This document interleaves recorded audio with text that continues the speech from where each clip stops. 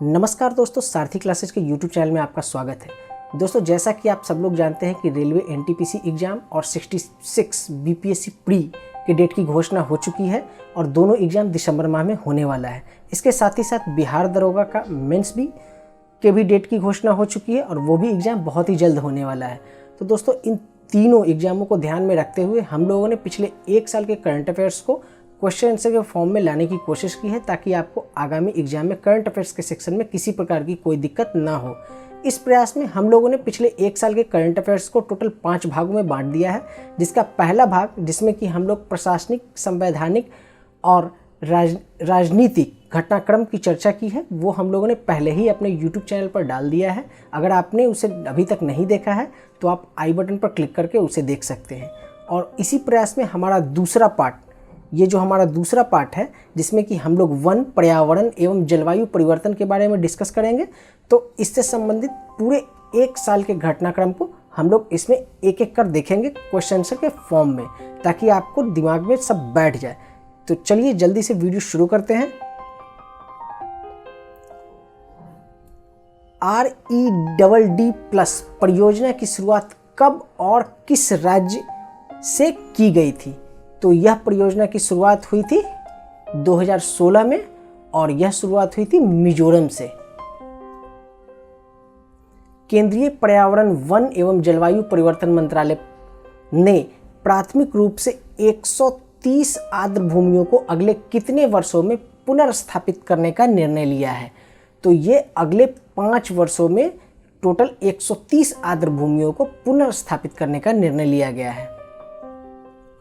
विश्व ओजोन दिवस सितंबर को हर वर्ष मनाया जाता है। तो 16 सितंबर 2019 के अवसर पर संयुक्त राष्ट्र ने भारत के किस योजना की सराहना की है? तो यह है कूलिंग एक्शन प्लान। गिद्ध संरक्षण एवं प्रजनन केंद्र की संख्या में क्या हुई है, क्या दर्ज की गई है? वृद्धि, कमी? तो गिद्ध प्रजनन और संरक्षण केंद्र में वृद्धि हुई है। वायु प्रदूषण को कम करने के लिए पार्टिकुलेट मैटर उत्सर्जन के व्यापार के लिए विश्व का पहला ट्रेडिंग प्लेटफॉर्म कहां लॉन्च किया गया है? तो यह है गुजरात में। यदि ग्लोबल वार्मिंग वर्तमान दर से बढ़ती रहे तो वर्ष 2030 से 2052 के बीच सामान्य तापमान कितना बढ़ जाने का अनुमान है? तो यह 1.5 डिग्री सेल्सियस बढ़ जाने का अनुमान है। WHO के अनुमान के मुताबिक विश्व भर में लगभग कितने प्रतिशत लोग प्रदूषित हवा में सांस ले रहे हैं? तो यह है लगभग 90% लोग। भारत का पहला ई-कचरा क्लिनिक कहां स्थापित किया गया है? यह है भोपाल, मध्य प्रदेश में। World wide fund for nature India द्वारा गंगा डॉल्फिन की वार्षिक जनगणना किस राज्य के सहयोग से प्रारंभ की गई है? यह है उत्तर प्रदेश। वर्ष 2019 का विश्व महापौर शिखर सम्मेलन कहां आयोजित किया गया था? यह हुआ था कोपेनहेगन, डेनमार्क में। यूरोपीय स्पेस एजेंसी के उपग्रह द्वारा प्राप्त आंकड़ों के अनुसार वर्ष 2018 की तुलना में 2019 में वनाग्नि की घटनाएं बढ़ी है या घटी है? तो वनाग्नि की घटनाएं 5 गुना बढ़ी है। करंट बायोलॉजी नामक पत्रिका के एक अध्ययन के अनुसार किस पक्षी के प्रणय गीत का स्वर पक्षियों में सबसे अधिक डेसिबल का होता है? यह है सफेद बिलबर्ड। बेसिक देशों, जिसमें ब्राजील, दक्षिण अफ्रीका, भारत और चीन है, के पर्यावरण मंत्रियों का वर्ष 2019 में सम्मेलन कहां आयोजित किया गया था? यह बीजिंग, चीन में आयोजित किया गया था। अंतर्राष्ट्रीय पर्यावरण संबंधी पेरिस समझौते से खुद को अलग करने वाला विश्व का एकमात्र बड़ा देश कौन है? यह है संयुक्त राज्य America. INDAIR, Indian air quality studies interactive repository की स्थापना किसके द्वारा की गई है? यह CSIR द्वारा की गई है। किसने पर्यावरण एवं जलवायु परिवर्तन मंत्रालय को ऐसे क्षेत्रों में जहां पानी खारा नहीं है, आरओ सिस्टम के उपयोग पर प्रतिबंध लगाने का निर्देश दिया है। तो यह एनजीटी नेशनल ग्रीन ट्रिब्यूनल ने ऐसा आदेश दिया है। किस देश ने वर्ष 2050 तक कार्बन उत्सर्जन को पूर्णतः समाप्त करने के उद्देश्य से जीरो कार्बन बिल पारित किया है? यह है न्यूजीलैंड।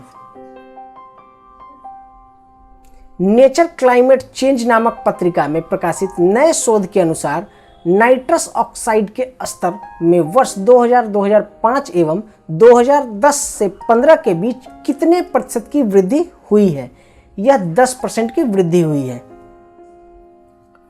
इसरो के किस मौसम उपग्रह का प्रयोग एरोसोल ऑप्टिकल डेप्थ की निगरानी के लिए किया जाएगा? यह है इनसेट 3D और 3DR।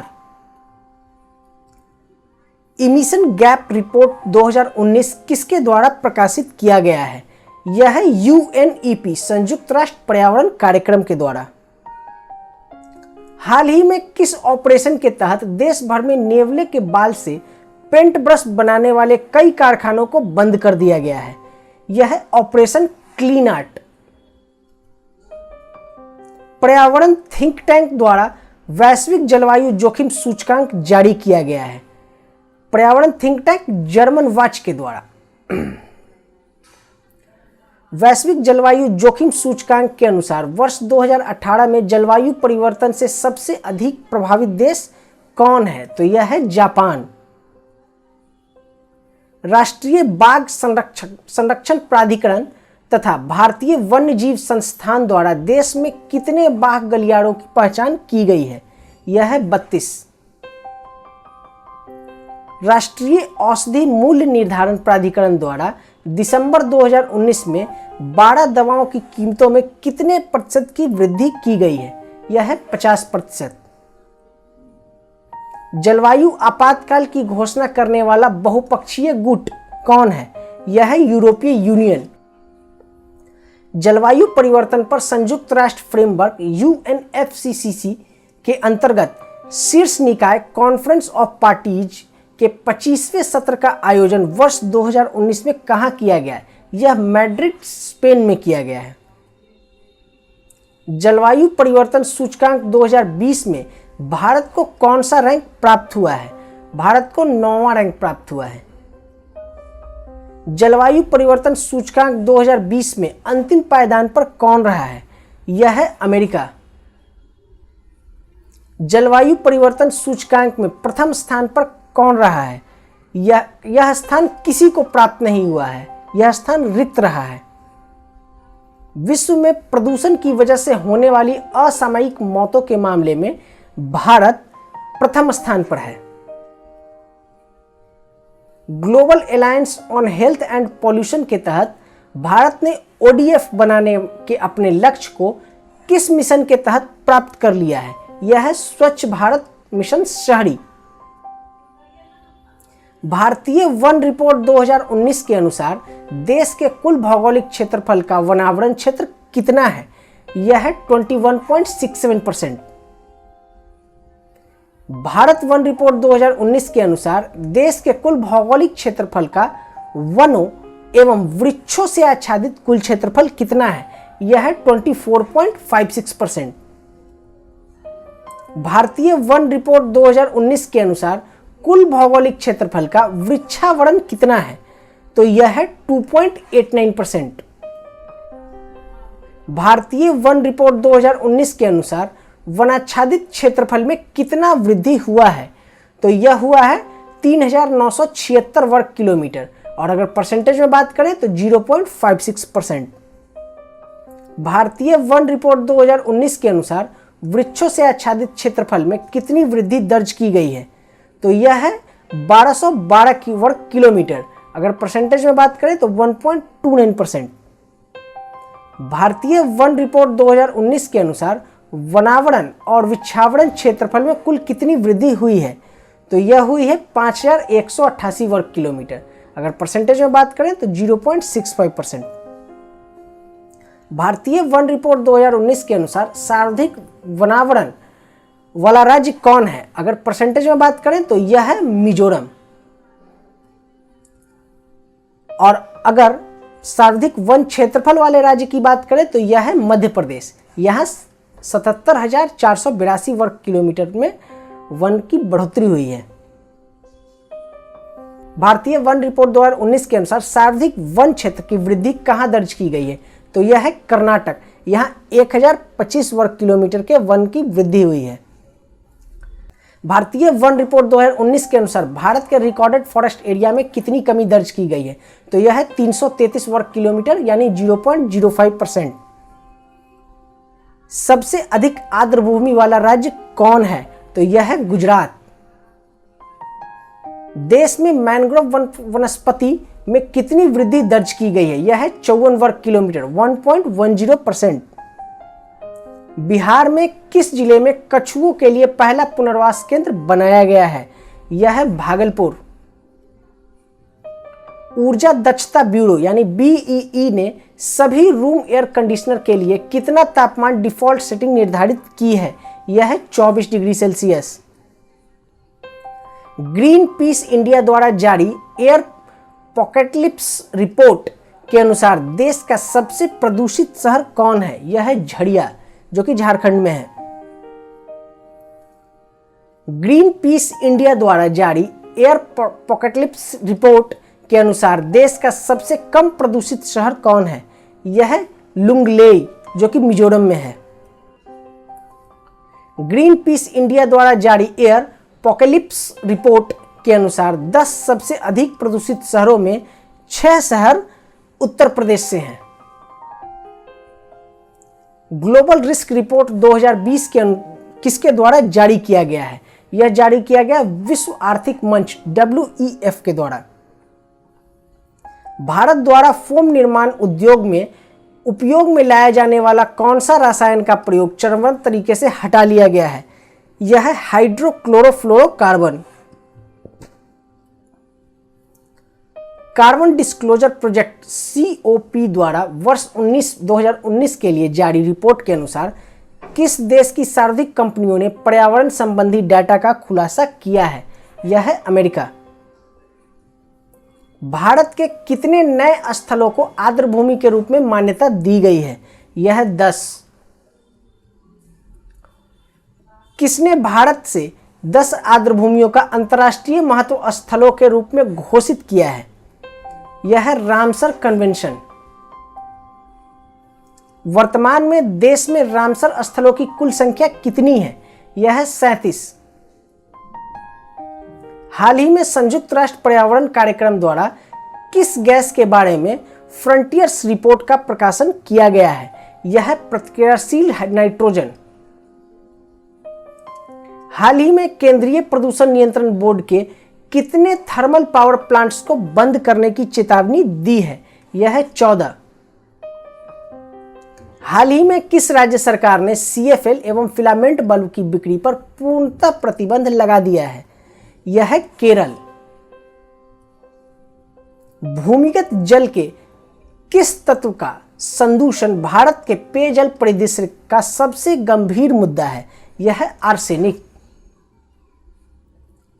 World wide fund for nature द्वारा जारी हालिया रिपोर्ट के अनुसार भारत को सर्वाधिक नुकसान किस संसाधन की कमी से होगा, यह है जल। वैश्विक स्तर पर वायु प्रदूषण से होने वाले नुकसान की लागत के मामले में प्रथम, द्वितीय एवं तृतीय स्थान पर क्रमशः कौन है? प्रथम स्थान पर चीन, द्वितीय पर अमेरिका और तृतीय स्थान पर भारत है। स्टेट ऑफ इंडियाज बर्ड्स 2020 नामक रिपोर्ट में पक्षियों के 807 भारतीय प्रजातियों को शामिल किया गया है, जिसमें कितने प्रजातियों को हाई कंजर्वेशन कंसर्न नामक श्रेणी में रखा गया है? यह है 101।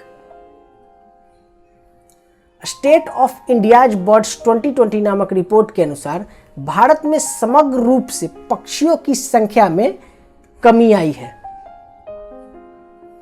नासा द्वारा जारी एक मानचित्र में दक्षिण एशिया के बड़े हिस्से में सतह की मिट्टी की नमी सामान्य से कम है तथा थाईलैंड इससे सबसे ज्यादा प्रभावित है। गुजरात के गांधीनगर में आयोजित प्रवासी प्रजातियों पर संयुक्त राष्ट्र के COP13 सम्मेलन में किसे प्रवासी प्रजातियों पर संयुक्त राष्ट्र अभिसमय के परिशिष्ट 1 में शामिल करने का प्रस्ताव स्वीकार कर लिया गया है। इसमें ग्रेट इंडियन बस्टर्ड, एशियाई हाथी और बंगाल फ्लोरिकन है।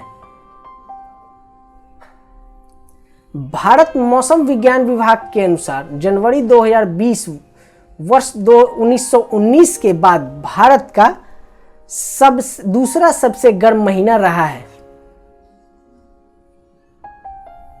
अरुणाचल प्रदेश के किस टाइगर रिजर्व से होकर जाने वाली एक सड़क का निर्माण की परियोजना को राज्य सरकार द्वारा अनुमति प्रदान की गई है?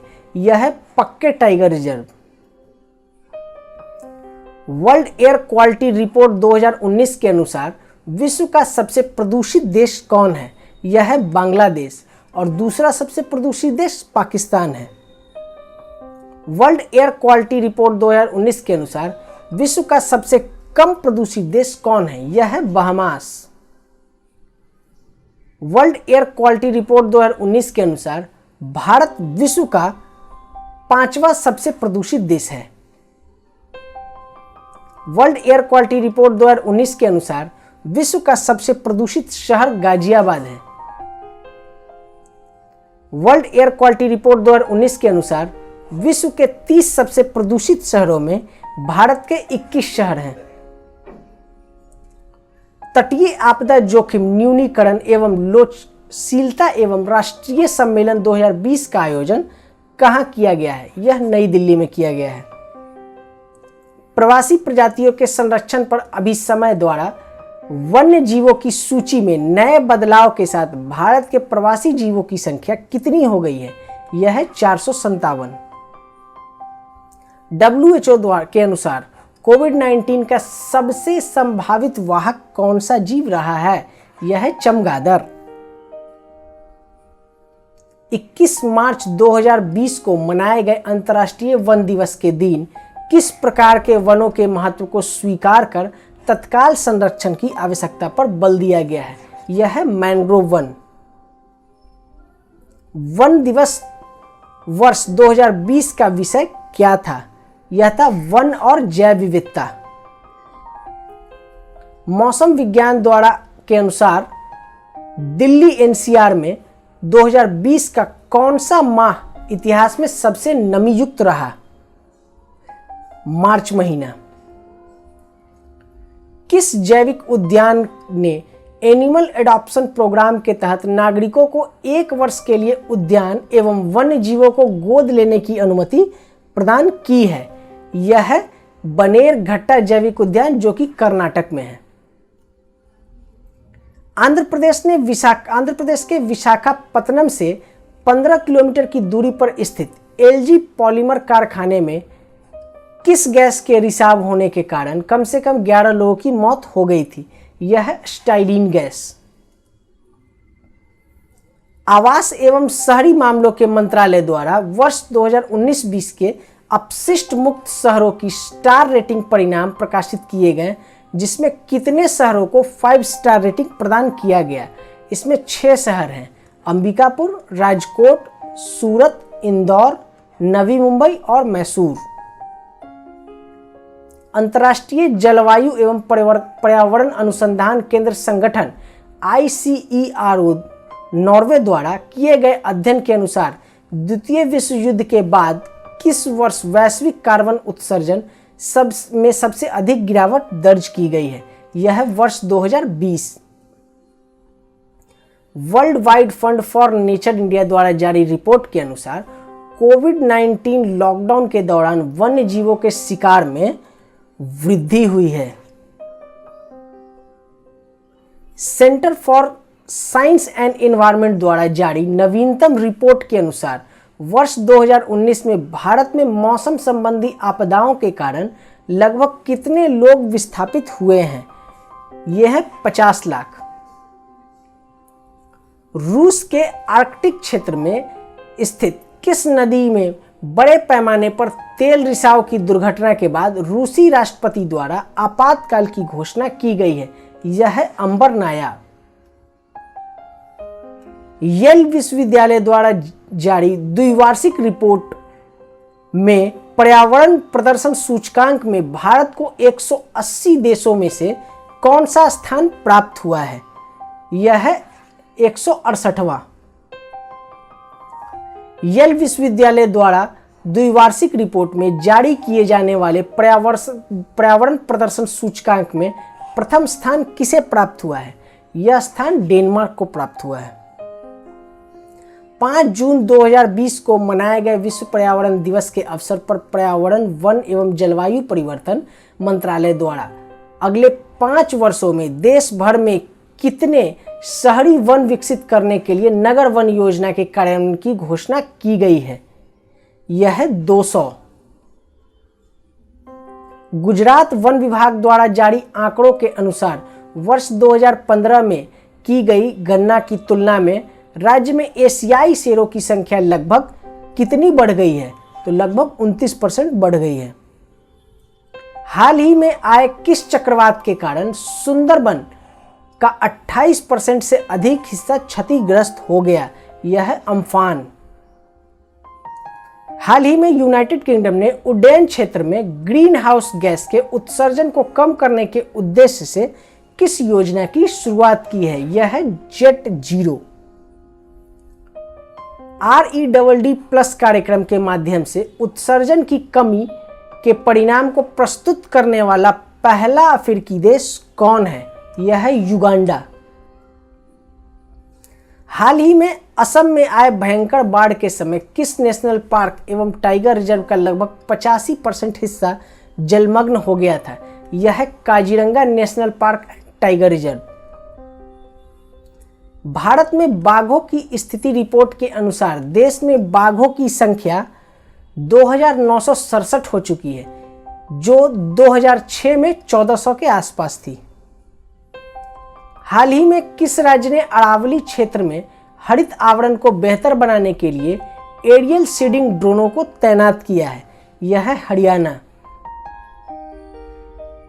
तो इस वीडियो में दोस्तों बस इतना ही। वीडियो में बने रहने के लिए धन्यवाद। वीडियो को ध्यान से देखने के लिए धन्यवाद। और आप हमें इस सीरीज के बाकी वीडियोज को देखना चाहते हैं तो हमारे चैनल को सब्सक्राइब कर लीजिए और बेल आइकन जरूर दबाइएगा, ताकि हमारे द्वारा बनाए गए वीडियो का नोटिफिकेशन आपको सबसे पहले मिल सके। धन्यवाद।